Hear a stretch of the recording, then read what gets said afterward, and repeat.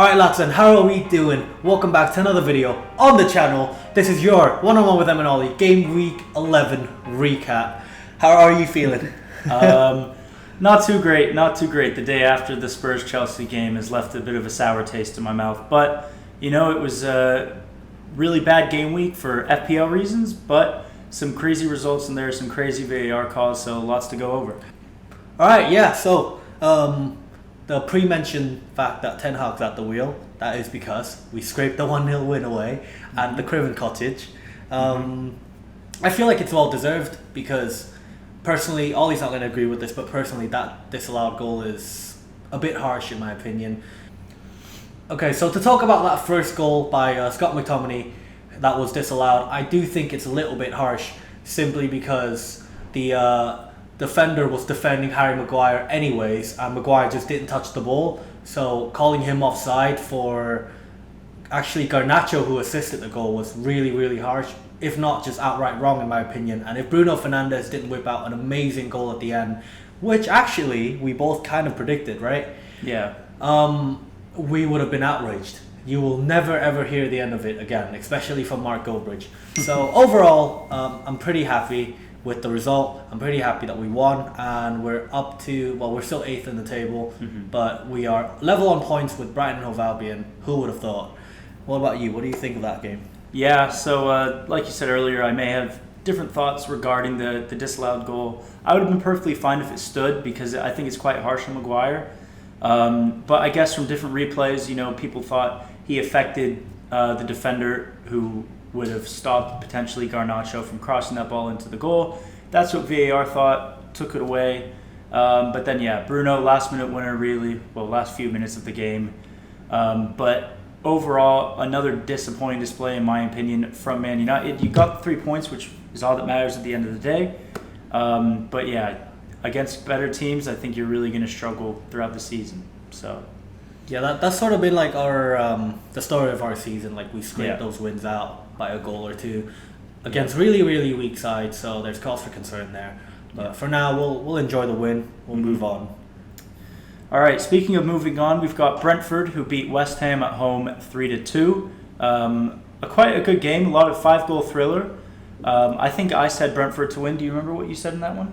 I'm pretty sure I called a draw. No, I called a 2-0 away win for West Ham. 2-0 away, yeah. So good result there for me in the points tally. But yeah, I didn't watch this game, but I thought it was, after watching the highlights, a pretty enticing game. Like I said earlier, 5-goal thriller, a really good game for the neutrals. Do you agree? Yeah, it was. I actually did watch parts of it.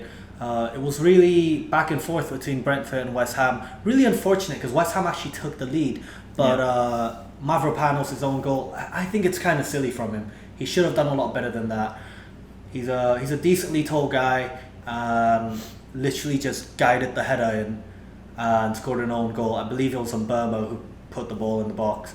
So a bit of unfortunate, what's the word? A bit of misfortune, right? A bit of misfortune.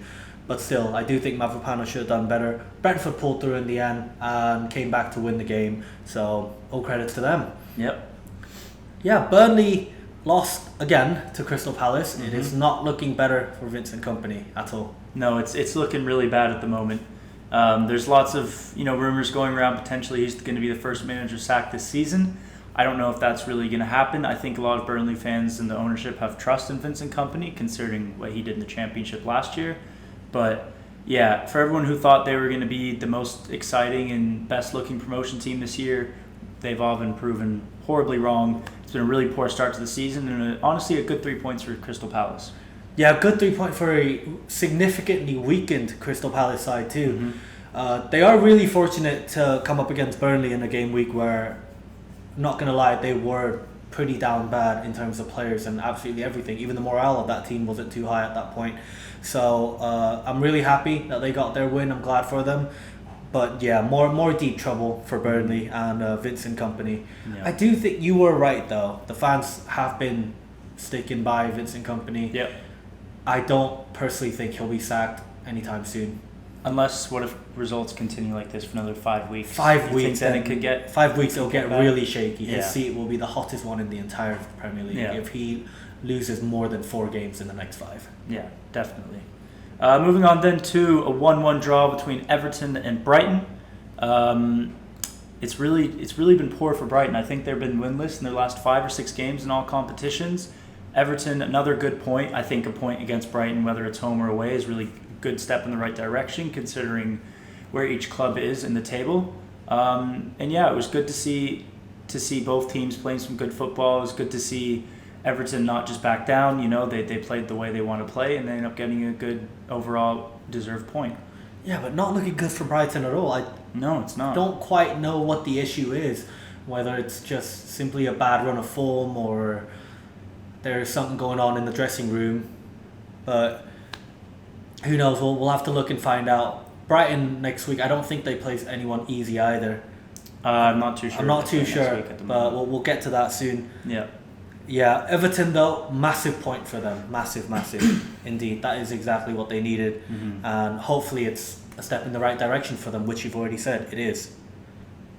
But we're going to have to carry on. Man City, 6-1 Bournemouth. So close was my prediction. What did you say again? I said 6-0. 6-0, yeah. So right. close was my prediction, right? I did put a post out on Instagram saying we told you so, because I said anytime goal scorer Doku, you said anytime goal scorer Bernardo Silva, Yep. and that was the first 2 goal scorers for Manchester City. Yeah. So take a lot of credit for that. Doku though got a 10 on SofaScore. You don't really see that at all nowadays. Yeah. Really impressive performance by the Belgian. Yeah, Doku was amazing. That was one of the more exciting winger displays I've seen in the Premier League for a good time now. I mean, 4 assists, 1 goal. He's been, ever since he's come to City, he's just lit up the Etihad. Every time he comes on the pitch, whether he's a starter or he's getting the last 15 minutes, always leads the team in dribbles completed, which is such a hard thing to accomplish. And yeah, Doku has had such a great start to life. It's not really looking good for Grealish at the moment.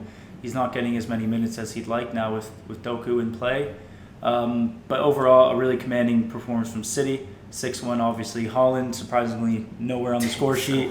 Neither was Alvarez, so goals coming from everywhere else from Man City. And as far as Bournemouth, do you think it's close to Iriola getting the sack? Yes. Unlike Burnley, I do think the Bournemouth gaffer, what's his name again? Iriola. Yeah, Iriola. He is really close to getting sacked. They are doing horrendously this season. They're in the drop zone, even behind Luton Town. Yeah. And a loss to Man City actually, doesn't really mean that much, because almost everyone loses to Man City when they play Man City. Yeah. They've got to turn around very soon as well, and in a good fashion too, because Bournemouth this season has just been nothing but disappointment. Yeah, absolutely. Moving on, something I never thought I'd say this year, but Sheffield United win a game. They completed a 2-1 win over Wolves. Wasn't it like a last-minute winner from Sheffield United? Yeah, it was. Go on. I called a draw for this game, which some might say was brave, but obviously I didn't go far enough, because there was just some part of me, I knew that Wolves, after that injury blow, would be really rocky, and so it was proven. Not only rocky, they are just downright horrible in that game against Sheffield United. They just could not score whatsoever. They got 1 goal. I believe it was from Huang. I think it was Hwang Hee-chan again, yeah. It was from Hwang Hee-chan. But in the end, Sheffield took their chances while they got it. 2 goals. That was more than enough to beat Wolverhampton Wanderers. Mm-hmm. And they got the first 3 points of the Premier League season, proving that this guy is a bit of a fraud for saying they'll have the lowest points tally. They still will. Yeah, I got to give credit to them. They got 3 points, well done. But I still think they'll have the worst tally ever. If Wolves had Pedro Neto, we could be talking about a completely different result and scoreline here. So, yeah, I still stand by my prediction, but I will give credit where it's due to Sheffield United. Well done. 3 points. Hopefully you can kick on from here. I don't think you will, but let's see how things go in the future. You just costed us a few thousand fans there. Whatever. But I say this is a really controversial game this week. Newcastle beating Arsenal at home 1-0. Yeah. You think that goal should have counted? I don't. Tell us why. Yeah, I think it should have counted because, well, first off, we went through 3 VAR checks. So it began with checking if the ball was out of play, if it went over the line.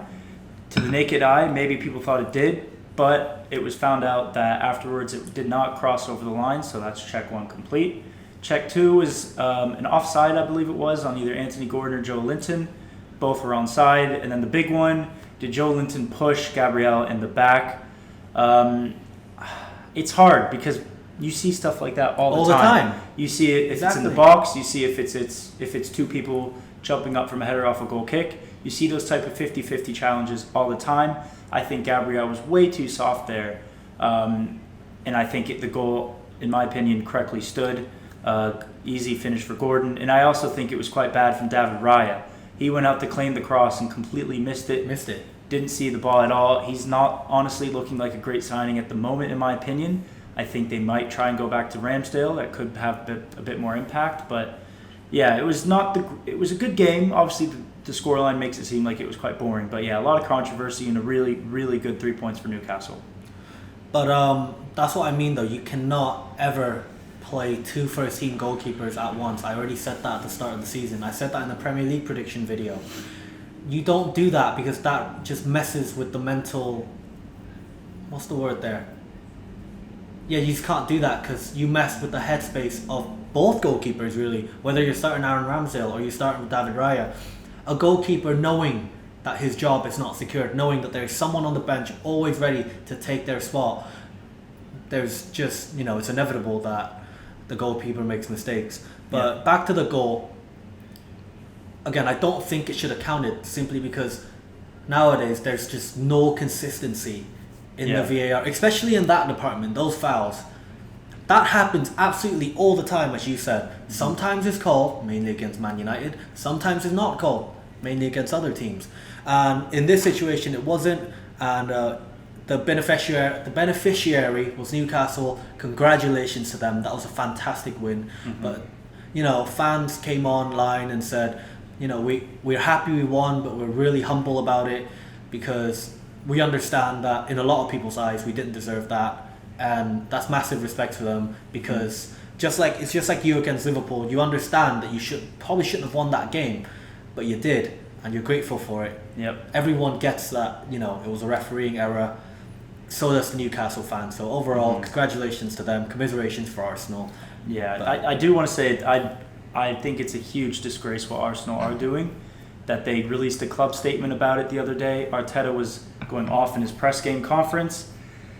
I think it was reported today or yesterday that they're going to compile a list of errors that have come against them and send it to the Premier League. I think that is an absolute disgrace. I think we need to realize that referees make just as many mistakes as we do. I think you have to live with the result. In Arsenal, let's also realize they've had the most penalties in the league as well this year. So it's not like they haven't had anything go their way. They've had the most pens in the league. I think that as professionals, you have to accept your fate, whether it's good or bad, and move on. I'm not a big fan of people consistently complaining about the refereeing decisions. I think we all know it's been quite poor this year. It's okay to complain, but I don't think it's okay to write a whole club statement about it and then complain about it for the whole rest of the season. Do you agree in a way, or do you think differently? See, I actually don't mind managers complaining, but not to that extent. Yeah. Everyone complains, if... There's this saying, if you're British, you complain a lot. And that's true. If something is going wrong, going against you, that's just not right, being done wrongfully, then yeah, you complain. You don't really ever see anyone make an entire list of the past 5 years of how you've been effed over. No. That's just a bit, silly. Yeah. And unnecessary, dare I say, from Mikel Arteta and Arsenal. Completely, yeah. But enough of that. Let's move on to the Sunday games. There are only two of them. Starting off with quite a shock result, I'd say. Nottingham Forest beating Aston Villa at home 2-0. I don't think any of us saw this coming, did we? Yeah, no, two big surprises on Sunday, even with the Luton game. But Nottingham Forest beating Aston Villa. It's sort of just like Sheffield United earlier, where they took their chances. They barely had any of the ball. They had 30% possession. And Aston Villa actually only had the same amount of shot on goals as Nottingham Forest. Yeah. But many, many more shots. What does that say? Their attackers are just not taking their chances, or whether it's even not creating enough good chances for their centre forwards. We did say that Ollie Watkins is playing the best he's ever played. Could this be his fall in form? It could be. That's it what could I'm worried be. about. I think the biggest worry was, did you see the second goal? By Nottingham Forest? The Emi Martinez own goal, where he went to save it, but he pushed it in the air and it came right back down into the goal. It was a really weak hand from him. It was a goal he should never concede, considering he was just named the best goalkeeper of the year about a week ago or 2 weeks ago. So yeah, a really positive result for Forest. I do want to say though, I think you guys are. Do you think you're kind of regretting selling Alenga? Not necessarily, because sure? we have a lot of people, especially in Anthony Alanga's position. We Right. have an even bigger issue, because I don't know if we're gonna do Rashford or Garnacho or Alanga. Sometimes it's a good problem to have, having a lot of choices, but I think sometimes that messes with the players' morale too. So I don't regret getting rid of Alanga. If we got rid of players in other positions, I would have regretted it, but not at left wing. But he plays right wing. He plays right wing nowadays. He plays both. Oh, he plays a bit of both. Yeah, I think he's way better than Anthony off the right at the moment. He's better than Palestri, and Sancho's probably never going to play again. I think he would solve your problems instantly at right wing. But you sold him for 15 mil, and now he's balling out at Forest. Well, hindsight's a beautiful thing. It is. Hindsight's It a is. beautiful thing. I think you should have given him a loan maybe a few years prior, have him develop his skills. But yeah, really positive result. He looks good though. I'm happy. Yeah, for he him, looks great. for sure. He looks great. One thing that looks better than Anthony Alanga doing well though, and I'm happy about, the fact that Luton was able to get a point out of Liverpool. Mm-hmm. Man, Liverpool are just, they're good. They're really good, and once they get in the gears, they're pretty much unstoppable. But this reminds me a lot of Liverpool last season, where you could be doing so well, and then it just goes completely to shit. And that's pretty much what happened to Liverpool yesterday or the day before. They cannot find the back of the net against Luton. Yeah. But Luton, though, really deserved that. Yeah. They fought all the way to the end when it looked like they were actually going to beat Liverpool. Mm-hmm. They just fell a little bit short.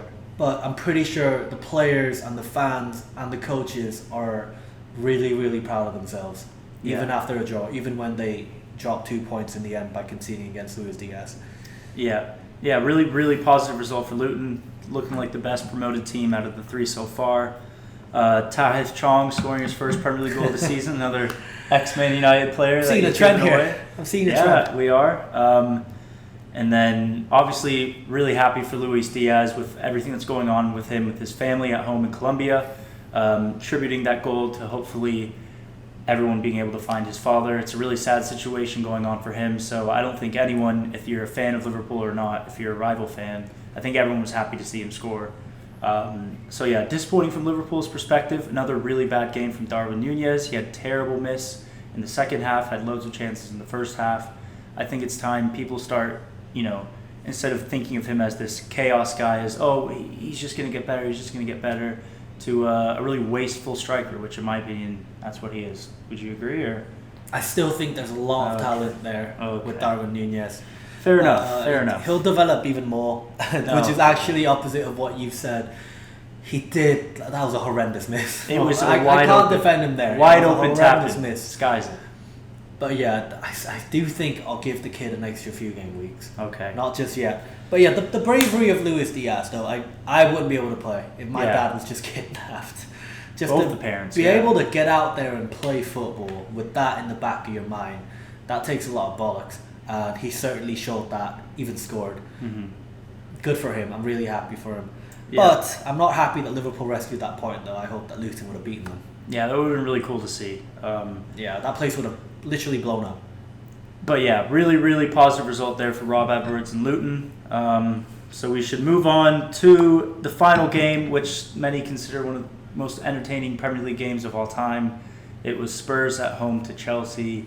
It finished 4-1 to the visitors. And I could talk about it, but you can start if you want to, because I have a lot to say. So yeah, I'll start off by saying that's really unfortunate for Spurs. Mm-hmm. And I'm not talking about the red cards. That's just ill-disciplined. Mm-hmm. Both of the red cards, I think, were perfectly justified, even though the first one on Romero, I personally don't think it should be a red card. Mm-hmm. If a defender gets the ball first, I don't even think it should even be a foul. But nowadays, that's always a red card.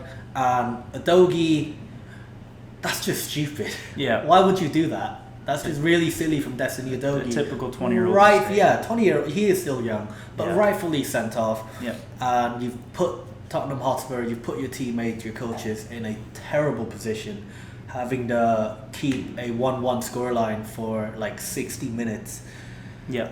with 9 men, which is near enough impossible. Yeah. But yeah, really unfortunate for Spurs with James Maddison, who we don't know how long he's going to be out for, and Mickey van de Ven, who straight up pulled his hamstring while trying to run back. It's always bad to see. You don't want to see things like that happening, and like Pedro Neto last week too, because like that's at least 2 to 3 weeks. Yeah. If you pulled your hamstring, 2 weeks is like on the lower end of the scale. Yeah. We're looking at about a month here for Mickey van de Ven. Do you know what the injury is for Maddison yet, or you still don't? So there's a bit more clarity on Maddison's situation. It looks like it's another knock in his ankle, which he's kind of been dealing with throughout the season. And Postecoglou and other insiders within Spurs kind of hinted that he was taken off because it was looking unlikely we were going to win the game. Wanted to preserve him for the future fixtures. I don't know how much truth is in that, but that's the case. And then with Mickey, it was reported he was going to have a scan tomorrow to see how bad the damage is. It's really going to range anywhere from 2 weeks to 2 months. Hopefully for Spurs fans, it's 2 to 3 weeks because we'll get through this weekend and then there's an international break, which is really coming at the perfect time for us. But yeah, it looked, when those two came off injured at the same time, it looked like that was our season done and dusted right there. But honestly, like you said, really ill discipline from Romero and Udogie. Udogie definitely should have been sent off. It was really classless from him. He shouldn't have done that second challenge to pick up his second yellow. And Romero, yeah, I also agree that it was harsh because he got the ball, but that's how the rules are, and he should have known that there's no need for him to aggressively follow through right after. So I'm really disappointed in him and Udogie, but overall, I'm really proud of the 9 players that were on the pitch, especially Vicario. He had one of the best performances I've ever seen from a goalkeeper who lost 4-1. A huge shout out to Eric Dyer and Pierre-Emile Højbjerg, who came on, essentially played our 2 center backs for the whole game. And yeah, our high line didn't work for them because they're not the fastest of players, but like Postecoglou said in his post-game press conference, he said, that's who we are, that's how we're going to play. It doesn't matter if we're 9 or 5 men, we're going to give it a shot. And as a fan, I find that I'd rather lose 10-1 with a high line and try and play our football than lose 10-1 by just sitting back and, basically giving up, which is what we did last year. So I think after the first 15 minutes when we went 1-0 up and Son scored to make it 2, although he was just inches offside, that was the best football we've played all year. We really looked like we were going to win maybe by 3 or 4 goals because Chelsea, 11v11, looked really poor. So yeah, really disappointing game for us Spurs fans. We're not upset with the result. We're just upset with potentially the injury scares and, disappointed in Romero and Udogie. But we'll be back. Hopefully we'll have a strong 11 come the weekend, considering we won't have Udogie, Romero, Van de Ven, Richarlison, potentially Maddison. That's 6 players. So yeah, we only got to look onwards and upwards. If we win Saturday, all of a sudden we're back in the top of the league by 2 points. So yeah, I don't have any much more to say after that. Yeah, that's the point that I was trying to make. Not trying to, but I was going to make. Is that Spurs fans should walk away from this game with a decent amount of pride on your chest. Absolutely. You fought to the very end, and Nicholas Jackson sort of just capitalised on it, didn't he? He capitalised on 9 men, scored 3 tap-ins. Good for him. Honestly, he was there, that's his job, and he was there to tap those goals in. And that's sometimes the only job that a centre-forward really has. Yeah. Well done to him. Well done to Chelsea for getting the 3 points in the end. It did take him a very long time. A lot longer than I thought it was going to be. And Eric Dyer almost equalised for you lot. Oh, he was like an inch offside, man. And that moment was crazy. I'm just saying, I had a whole cheesecake on the table while I was munching on it. And we both sort of went crazy when that goal went in. We just yelled when Dyer scored. Yeah. This guy knocked my cheesecake on the floor. It was a mistake. I lost my entire dessert, but still, it was a pretty cool moment. It would have been even more magical if that goal stand and you lot somehow kept the draw. Yeah. I was pretty much rooting for you by then when you're down to 9 men. But commiserations, move on to next game week, right? Who do you play next week? Wolves away, and they don't have Neto. And you know how bad they looked without Neto, so should be good. We've got Luton at home. Yeah. Well, we'll talk about those in the next video. Alright. This is the worst game week for Fantasy Premier League I think I've ever seen. Ever. Ever. I scored 23 points Yeah. and I only dropped like 100,000 worth of rank. Yeah. Normally, if I scored 23, I'd be down to 4 millionth in the world. Yeah, and I didn't do any better. I got 25. I mean, the teams are on the screen right now. I don't think any of you lot did too well either. Every single one of the players that were tipped to do well just didn't really do anything. Yeah. But moving on to next week, though, you'll see that in our next video. Mhm. But hopefully it gets a bit better because this week is just One to forget. one to forget. In- You in did beat me fantasy. by 2 points in the end, though. I don't care. That was the worst week ever. No Salah return, no Holland return, no Son return, no Madison return, No, nothing. no nothing. I had Embuemo return, and I had my keeper for Bruggen technically return because he got 2 bonus points, even though he conceded. I would have had my Gabriel return if it wasn't for that stupid goal that counted. Well. you And learn. I left Anthony Gordon on the bench. Oh yeah, and I left Cameron Archer and Issa Kabore on the bench, who finished with 9 and 8 points respectively. So Yeah, it's ugly. really man. bad week. It's Really bad ugly. week. But All right, moving on to the prediction scores. We haven't really counted it yet, but dare I say, I probably beat you yeah, you probably did beat me. We'll see. You'll see the scores on the screen. on the screen. Haven't calculated it yet, but yeah, I think you had a bit more results in there, a bit more anytime goal scores. So it's probably really tight, like it is in Fantasy Premier League as well. Yeah, well, I'm just glad. We're gonna probably include a few flashbacks in this video, but like what we said in last week's video, a lot of them turned out to be true. Yeah. So we'll take those credits for that. Like how Spurs should be concerned because Chelsea always does well. Like how Man City would put 6 or the anytime goal scorer. Mm-hmm. I'm happy with that. Whatever that score is for the prediction section, I'm happy with that. Yeah. But any final words? No. Do you have any final words? No, not really. All right. Well, that was yet another Premier League roundup with Em and Ollie. That was Game Week 11. Thank you everybody for watching. Make sure to like, comment, and subscribe. Our new video will be coming out on Friday for our Game Week 12 Premier League predictions. And until then, we'll see you later. Goodbye.